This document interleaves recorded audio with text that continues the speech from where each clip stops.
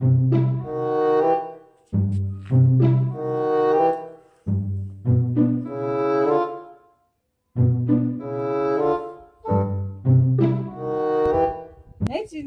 Wakadzokera igbomusho chisiya baba wangu ari vega. Baba weyu uroyi. Hezvo. Ungapume baba wangu uroyiwe. Vakadzase bedroom achinokhipera. Vane makumbo, maoko vanawo, kamudonzvo kawo kaya kanogara pakona paya, vanako, vanofamba nazvo. Indakavasiya vari mubedroom. Ayewo, chine mwanangu, handiti zvemunhu anonyepa ini. Iwe wakaitei baba wangu kumusha? Abakasika. Ayewa. Apa wapuma baba wangu uroyi. Kunani koko? Hey, mumbonizwirawo zvandinonzwa pano. Dzendudze. Chingwa kandochine musoro, vakandisira machanks nematemba.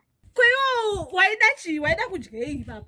Angone mazinyama angarimo, vatokanyima. Iwe, tasota, une mazino here? Tovhurira tani? Unoda nyama yei kunge une mazino? Unoida yei nyama? Iyo, asi chimbonyatsonditaurira iwe. Baba vangu ini, wakapuma uroyi, uneshuwa nazvo here? Unozvimiririra here nazvo izvozvo zvekupuma baba vangu? Mwana wangu, apuma baba vangu, chimbonditaurira. Wakavaitei baba vangu? Hapana zvandikavaita. Ayewa. Haungasiye baba vangu vega kumusha. Taura zvawakaita, taura. Unosina kwandingaita sei baba vangu? Ayewa, tsanangura. Pakusvika pakunyima nyama. Baba vangu ini, nedanga ravainaro riya. Pavanouraya mombe, vanodedza dunhu rese roya vachidya. Saka iwe wonyimwa wega nyama iwe. Wakavaitei? Hapana zvandikavaita. Ayewa. Kumushaka ndiko kwanonzwa uchadzokera manje. Hapana kwandikuenda. Nzeve utu chuda kutombotsunyiwa utu. Musoro uyu umbonzwisisa. Baba vangu kupuma uroyi. Hanzvadzi yangu inofana kutouya chete. Apa pakadaika. Taura. Uchazvimiririra here? Unozvimiririra?